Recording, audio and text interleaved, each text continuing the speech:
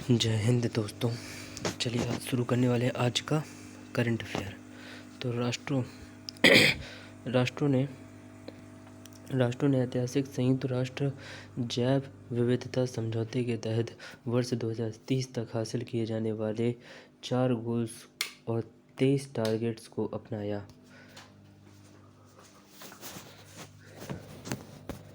Note करिए, क्या note करना है यहाँ से। राष्ट्रों ने ऐतिहासिक संयुक्त राष्ट्र जैव विविधता समझौते के तहत वर्ष 2030 तक हासिल किए जाने वाले 4 गोल्स और 23 टारगेट्स को अपनाया। संयुक्त राष्ट्र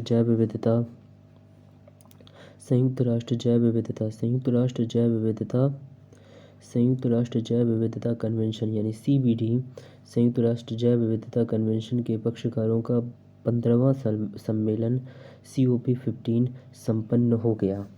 इस सम्मेलन में Kunming Montreal global biodiversity framework, फिर से समझिए, मॉन्ट्रियल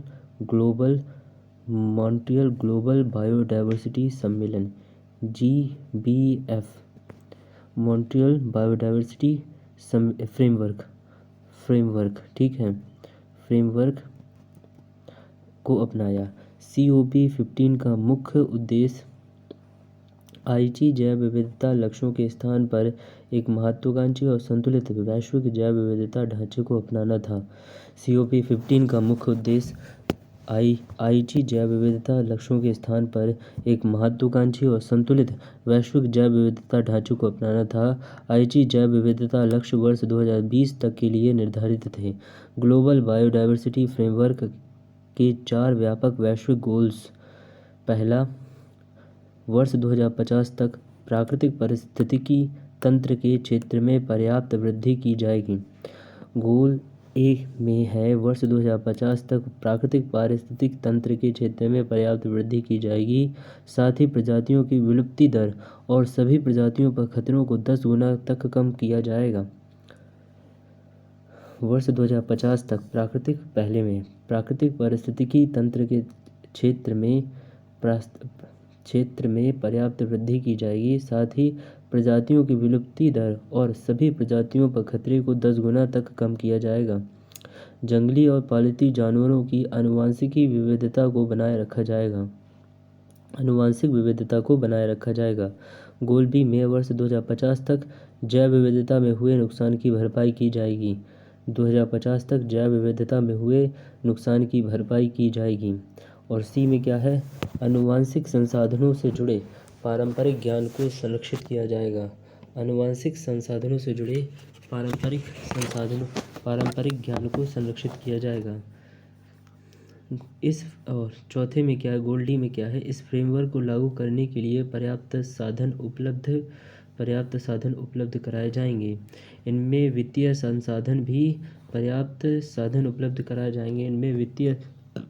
संसाधन भी शामिल हैं। प्रतिवर्ष $700 बिलियन के जैव विविधता वित्त पोषण के अंतर कमी को चरणबद्ध रूप से कम किया जाएगा। पहले देखते हैं कि 4 कौन कौन से हैं। पहला है, वर्ष 2050 तक प्राकृतिक पारिस्थितिकी तंत्र के क्षेत्र में पर्याप्त वृद्धि की जाएगी, ठीक है। दूसरा है, जैव विविधता में हुए नुकसान की भरपाई की जाएगी। सी में है, पारंपरिक ज्ञान को संरक्षित किया जाएगा। और डी में है, पर्याप्त साधन उपलब्ध कराए जाएंगे। इसमें वित्तीय संसाधन भी है, जिसमें प्रतिवर्ष $700 बिलियन के जैव विविधता वित्त पोषण के अंतर को चरणबद्ध रूप में कम किया जाएगा। COP15 में GBF यानी कि GBF क्या है, ग्लोबल बायोडायवर्सिटी फ्रेमवर्क के अंतर्गत डिजिटल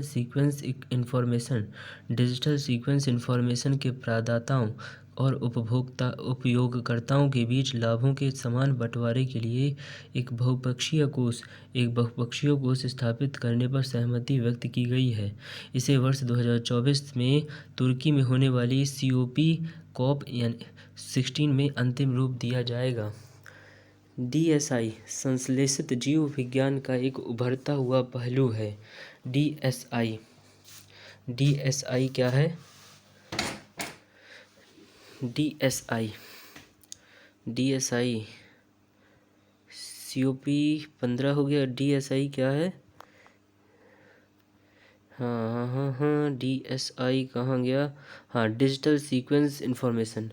DSI संश्लेषित जीव विज्ञान का एक उभरता हुआ पहलू है। इसमें अलग अलग तरीके से साझा किए जाने वाले कुछ कार्यात्मक आनुवंशिक अनुक्रम यानी सीक्वेंस शामिल हैं।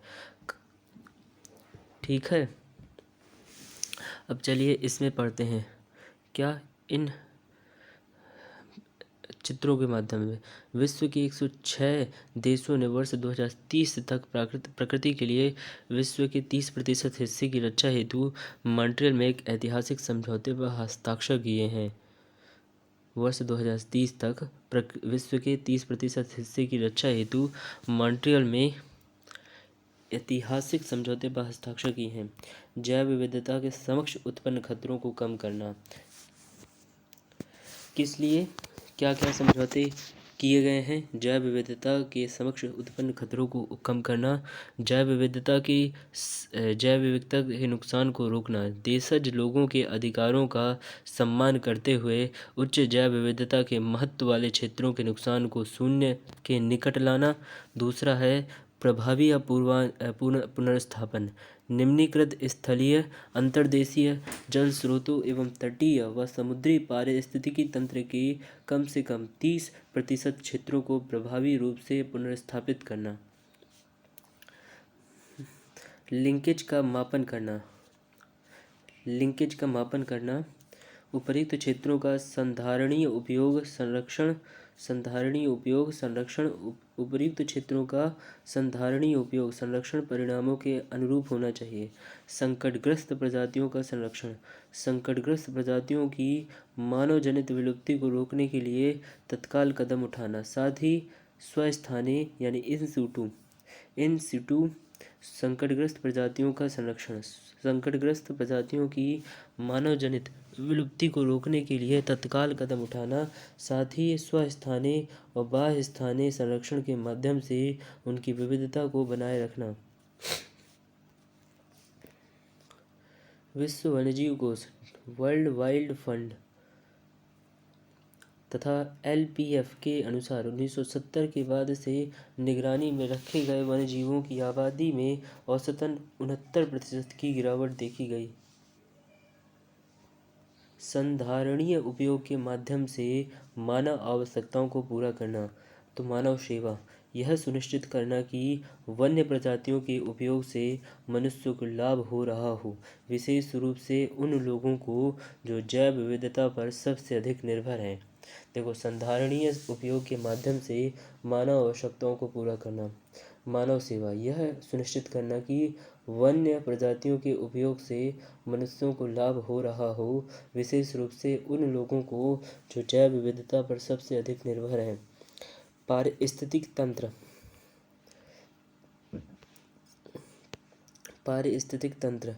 यहाँ पर अच्छा, ये तो मैं भूल ही गया था। वन प्रजातियों का संरक्षण। यहाँ वन प्रजातियों का संरक्षण के वन्य प्रजातियों के संधारणीय, सुरक्षित और कानूनी उपयोग को बढ़ावा देना तथा इनके अतिदोहन को रोकना। आक्रामक विदेशी प्रजातियाँ। देशी प्रजातियों के प्रवेश करने की दरों में 50% की कमी करके उनके प्रभावों को कम करना। साथ ही द्वीपों जैसे प्राथमिकता वाले स्थलों में उन्हें नियंत्रित करना। ऐसी प्रजातियों के प्रवेश करने की दर में 50% की कमी करके उनके प्रभावों को कम करना। साथ ही द्वीपों जैसे प्राथमिकता वाले स्थानों में उन्हें नियंत्रित करना। प्रदूषण से निपटना। प्रदूषण के जोखिमों को उस स्तर तक कम करना जो जैव विविधता और पारिस्थितिकी तंत्र सेवाओं के लिए हानिकारक न हो। जलवायु संकट। प्रकृति आधारित समाधानों के माध्यम से जलवायु परिवर्तन और समुद्र के अम्लीकरण के प्रभावों को कम करना। 8वां हो गया। और 9वां है क्या? 9वां है संधारणीय उपयोग के माध्यम से मानव आवश्यकताओं को पूरा करना, मतलब मानव सेवा। यह सुनिश्चित करना कि वन प्रजातियों के उपयोग से मनुष्यों को लाभ हो रहा हो, विशेष रूप से उन लोगों को जो जैव विविधता पर सबसे अधिक निर्भर है। पारिस्थितिकी तंत्र। 10वां है उत्पादकता, लचीलेपन और दीर्घकालिक उत्पादकता के लिए कृषि, जलीय कृषि, मत्स्यन तथा वानिकी के अंतर्गत क्षेत्रों का संधारणीय प्रबंधन करना। प्रकृति के 11वां है प्रकृति के योगदान का प्रबंधन, हवा, जल और जलवायु के विनियमन के माध्यम से लोगों के लिए प्रकृति के योगदान की बहाली, रखरखाव एवं वृद्धि करना। 12वां है शहरी रचना में जैव विविधता, शहरी और घनी आबादी वाले क्षेत्रों में हरित देखो 12वां है शहरी रचना में जैव विविधता, शहरी और घनी आबादी वाले क्षेत्रों में हरित एवं नीले स्थानों के क्षेत्रफल व गुणवत्ता, कनेक्टिविटी, उन तक पहुँच तथा उनसे प्राप्त लाभों में वृद्धि करना। 13 है आनुवांशिक संसाधनों को साझा करना, आनुवांशिक संसाधनों के लाभों के समान बंटवारे को सुनिश्चित करने के लिए प्रभावी कानूनी, नीतिगत, प्रशासनिक और क्षमता निर्माण के उपाय करना। आनुवांशिक संसाधनों को साझा करना, आनुवांशिक संसाधनों के लाभों के समान बंटवारे को सुनिश्चित करने के लिए प्रभावी कानूनी, नीतिगत, प्रशासनिक और क्षमता निर्माण के उपाय करना।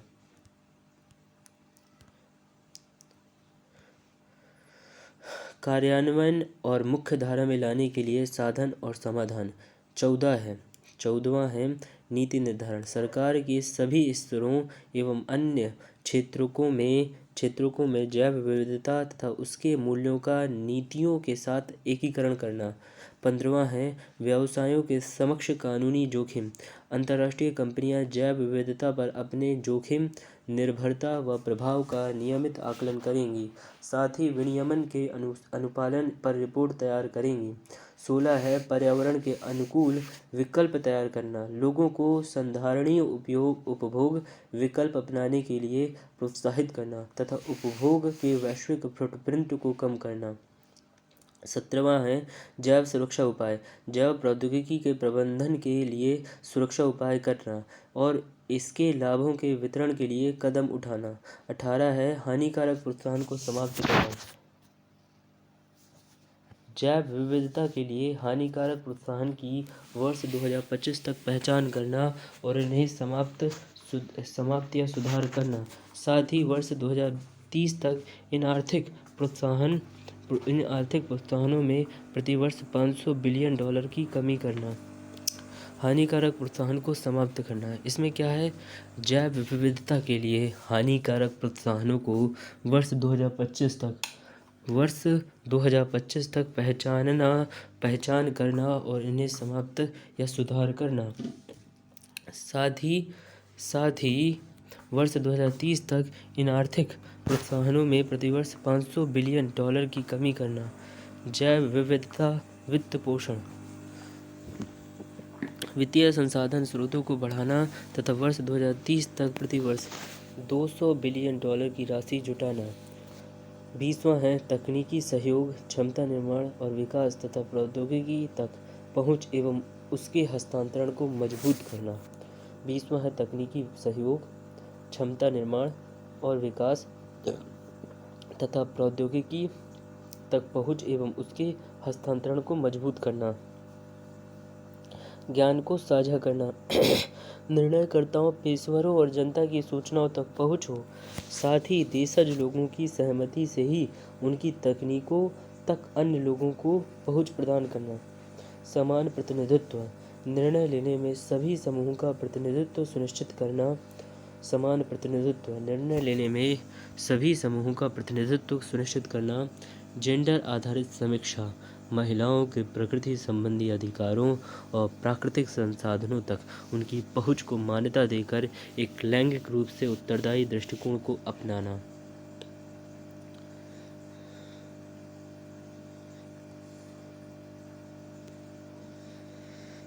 नेक्स्ट है कार्बन बाजार और उनका संचालन। ठीक है, हाल ही में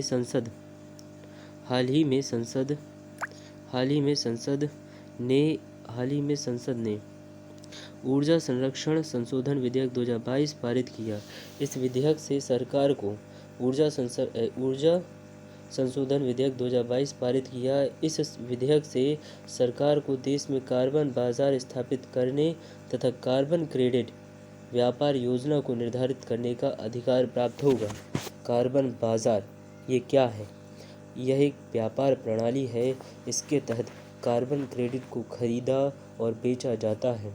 व्यापार योग्य एक कार्बन क्रेडिट एक टन कार्बन डाइऑक्साइड के बराबर होता है। यह किसी अन्य ग्रीनहाउस गैस के बराबर की मात्रा भी हो सकती है जिसे कम उत्सर्जित किया गया होता है, संचित किया गया होता है या उत्सर्जन को टाला गया होता है। पेरिस समझौते के अनुच्छेद 6 में राष्ट्रीय निर्धारित योगदान यह किसी अन्य फिर से समझने की कोशिश करते हैं। यह किसी अन्य ग्रीन हाउस गैस के बराबर की मात्रा भी हो सकती है जिसे कम उत्सर्जित किया गया होता है और संचित किया गया होता है या उत्सर्जन को टाला गया होता है। पेरिस समझौते के अनुच्छेद 6 में राष्ट्रीय निर्धारित योगदान यानी NDC लक्ष्यों को पूरा करने के लिए कार्बन बाजारों का प्रावधान किया गया है। कार्बन बाजार दो प्रकार के होते हैं। स्वैच्छिक बाजार, पहला है स्वैच्छिक बाजार। इसके तहत कार्बन क्रेडिट को वेरीफाइड एमिशन रिडक्शन VER कहा जाता है, यानी वेरीफाइड एमिशन रिडक्शन कहा जाता है। एक कॉरपोरेशन जो अपने ग्रीन हाउस गैस GH